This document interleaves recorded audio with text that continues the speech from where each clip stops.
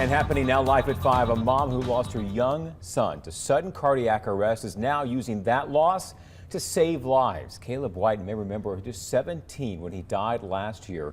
Well, today his mom and the Damani Gibson Foundation donated a life-saving AED to Phillips Academy. Your reporter Bria Chapman is live now with this important mission and why these moms are sharing their story to help others. Yeah, that is right. So moms Charlotte White and Rakia Gibson, says prevention and awareness is key when it comes to sudden cardiac arrest. Both of them lost their 17-year-old sons the same way, and now they're making it their mission to make sure no other parent experiences this pain. Staying alive, staying alive. A simple song is how Rakia Gibson teaches students CPR and how to use an AED to save the life of one of their peers. She does it for her son, 17-year-old Damani Gibson, who played football and ran track in Houston. We went to practice one day. We came home, and a couple hours later, it looked like he just fell asleep and he was gone. This was almost 6 years ago, and Gibson, a coach herself, tried to perform CPR on her son, but still she couldn't save him. And more than a year ago, Charlotte White experienced the same loss with her 17-year-old son, Caleb White.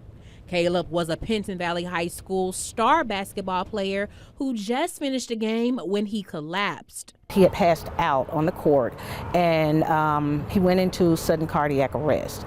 And I got to the hospital because he had to be transported via ambulance. Got to the hospital, and you know, they were doing CPR and everything, and he did not make it. But today, they took that pain and used it for their purpose. You see that? You got to push down. Don't be afraid to hurt them. Guess what? They already hurt. If you don't push them. Today's donation becomes the 5th AED at Phillips Academy, and White's family learned after his death that he had hypertrophic cardiomyopathy, a condition that may rarely show symptoms. If you have a child that's experiencing shortness of breath, and certainly if they say, you know, my chest hurt or anything, go beyond the regular physical and make sure that they get an EKG and go one step further and get an echocardiogram so we won't get to the point of needing AED. They say the more we do, the more lives we can save. It's the #1 killer in schools. It's the #1 killer for student athletes, and 7,000 youth every year, but that's like 20 kids every day. And if you would like to help and get training done at your school or even donate to help them provide more AEDs, I'll share more about the Damani Gibson Foundation in this story on our WBRC News app. Jonathan?